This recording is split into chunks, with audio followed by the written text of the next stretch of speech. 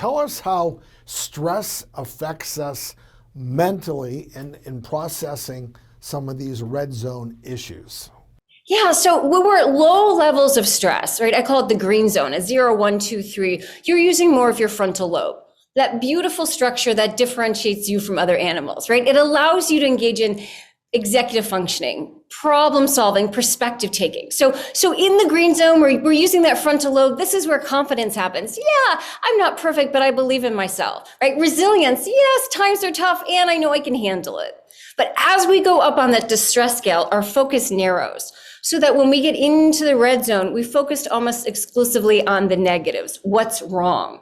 And there's actually a biological reason for this. Your limbic system, that fight or flight mechanism, basically hijacks your rational thinking. And it causes you to think more negatively, which then causes us to feel more negative. And then we think more negative, and it becomes a downward spiral. Okay, all of us, we get stuck in the red zone. What advice do you have for us to get us out? I guess you have a little mnemonic that you've come up with. It's called HELM, H-E-L-M, and this stands for our get out of the red zone. Tell us more. That's right. So when you're in the red zone, you want to grab stress by the helm. H stands for halt. And by halt, I mean halt all movement in this region of your body, in your mouth. Don't let anything out of your mouth when you're in the red zone, because that's when we say things we later regret. And don't put anything in your mouth when you're in the red zone, because that's when we tend to consume things we later regret. I like that. All right, the E stands for exercise. Exercise. Now, I'm not talking about 90 minutes of yoga every day. That would be lovely, but most people don't have time for that. I'm talking about moving your body in any way, going for a walk, jumping on the bed, even doing a couple minutes of push-ups, sit-ups, squats, releases biochemicals in your brain so that you can get out of the red zone. I like it. All right, L stands for laughter. And God knows we all need more of this. Right? Laughter's the best medicine.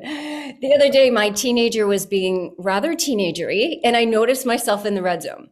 Before I said anything to her, I excused myself. I hopped on YouTube, watched a couple of SNL clips. I got some good laughing, and then I got out of the red zone and could better interact with her. So using laughter can help you get out of the red zone. And M stands for music. So how does that help us stay out of the red zone?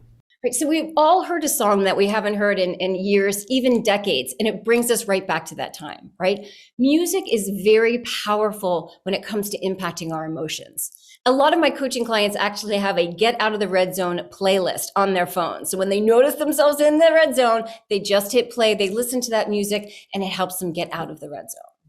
And the key is really to remember that regardless of what's going on in life, you can take the steps to get out and stay out of the red zone. So you can be happier, healthier, and more productive. I love it.